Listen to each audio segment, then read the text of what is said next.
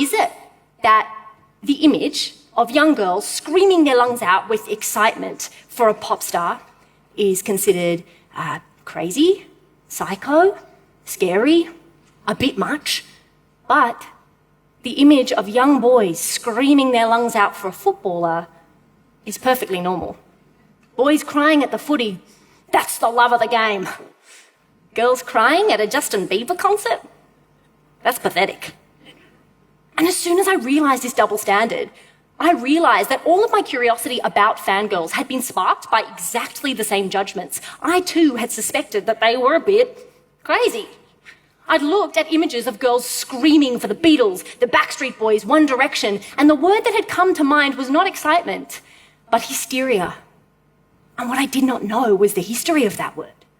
That in the 19th century, hysteria was considered to be a legitimate female mental disorder that could be diagnosed by doctors if women displayed excessive emotion or difficult behaviour. The word hysterical comes from the Latin word hystericus, meaning of the womb, because it was thought that this condition was caused by a dysfunction of the uterus. And so, a treatment for hysteria was a hysterectomy, which is what we still call a removal of the womb. Now, I'm obsessed with the way that the world talks about fangirls and the way that the world looks at young female enthusiasm.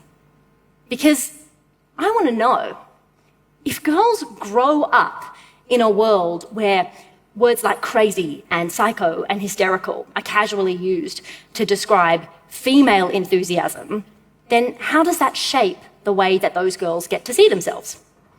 And if the girls grow up in a world that tells them that they are designed just a bit crazier than the boys, then isn't that a little bit like telling them that they are born less capable of rationality than men, less capable of reason, and unworthy of the same intellectual respect as their brothers?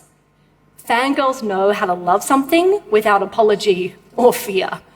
What if we decided to rethink the words we use to describe that joy? And what if we didn't allow ourselves to diminish girls with words that undermine their intelligence, their interests, and their capability? Because according to my research, they are capable of building a shrine to Harry Styles' vomit on the side of a freeway within 2 hours. That takes some executive skills in logistics and communication. If that isn't capable, I don't know what is. I reckon instead of judging fangirls, we can learn from them. We can all die tomorrow, so why not love things while we're still breathing?